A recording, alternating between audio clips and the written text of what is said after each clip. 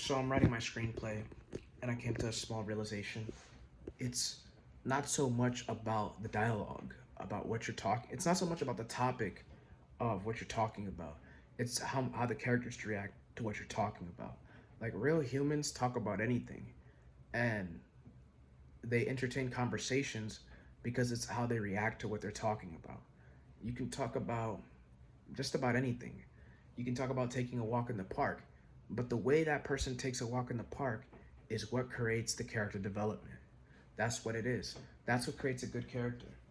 And once you get a few action lines down in the screenplay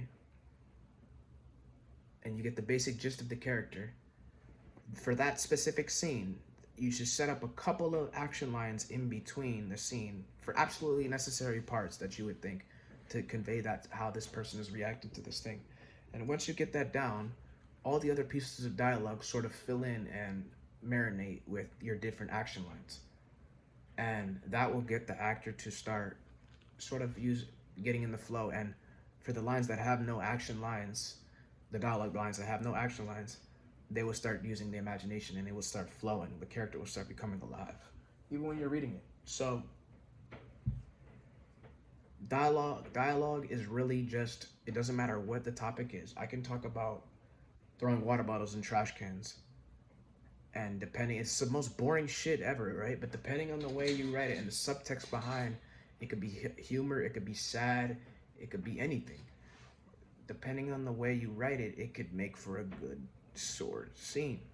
Now obviously some topics are more interesting than others, and yeah, but someone can have a very interesting topic, but if the dialogue isn't hitting right, the subtext is not there, they're not showing, they're just telling, then it won't hit hard. But you can have a movie that's why, like, I watched Christopher Nolan, Tenet, and then I watched Following. Following is a better movie than Tenet, and that was made on Following was made on a $6,000 budget. That's a better movie. The black and white Christopher Nolan's first feature film. That's a better movie than Tenet. Like Tenet has the big production, uh, expensive movie, right?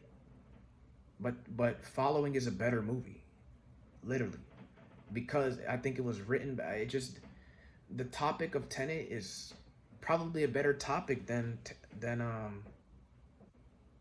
Following. Following is a very simple topic, but it was the way that Following was written that just makes it really good. You can really feel their emotion. With Tenet, you cannot really feel that much emotion between the characters. Maybe it was the actor, I don't know, but I'm just saying, like, that movie's dialogue couldn't show that much character development. It really didn't show as much character development. It was really just trying to focus on the topic, and that's why the movie kind of felt dead, because it wasn't focusing as much on the character. Yeah, the character was there, but he didn't have that much. He didn't have that much. But in Following, we really felt that the main character's like entire shtick, and that movie's better. And it was all I have to say.